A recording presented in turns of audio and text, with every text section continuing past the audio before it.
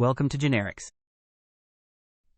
Write type-safe reusable code. Here is what we will learn. Let's get started. Why do we need this concept? Without generics, you'd need separate classes for each data type or use unsafe typecasting. How do we write flexible, type-safe code?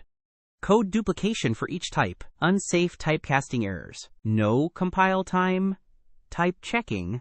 Generics enable reusable, type-safe code that works with any data type. How is generics used in the real world? Collections framework, type-safe lists and maps, data structures, reusable stacks and queues, utility classes, generic comparator implementations. Generics powers all these applications. Let's see the problem it solves. So what happens without generics? Using raw collections leads to runtime casting errors. Look at how messy the code gets. Runtime class cast exception errors. No compile time type safety. Manual casting required. There has to be a better way. Here comes the solution, generics. Look how clean the code is now.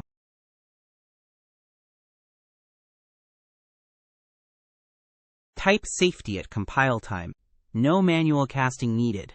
Reusable code for types. Compare the difference.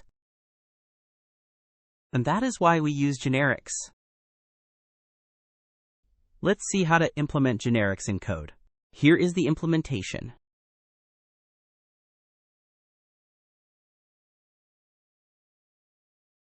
Generic class. T is type parameter. Generic field. Content of type T. Generic method. Set item of type T. Return generic.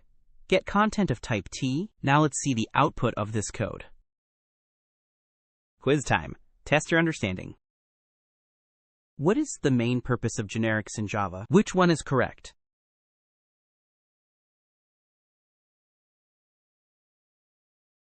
The correct answer is generics provide compile time type checking to prevent.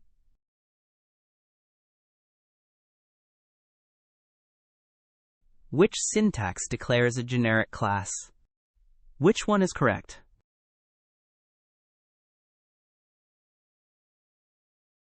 The correct answer is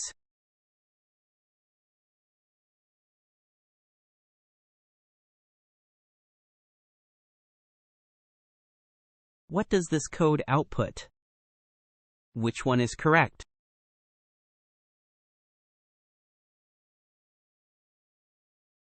The correct answer is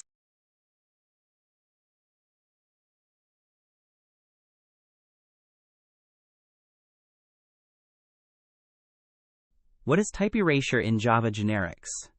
Which one is correct?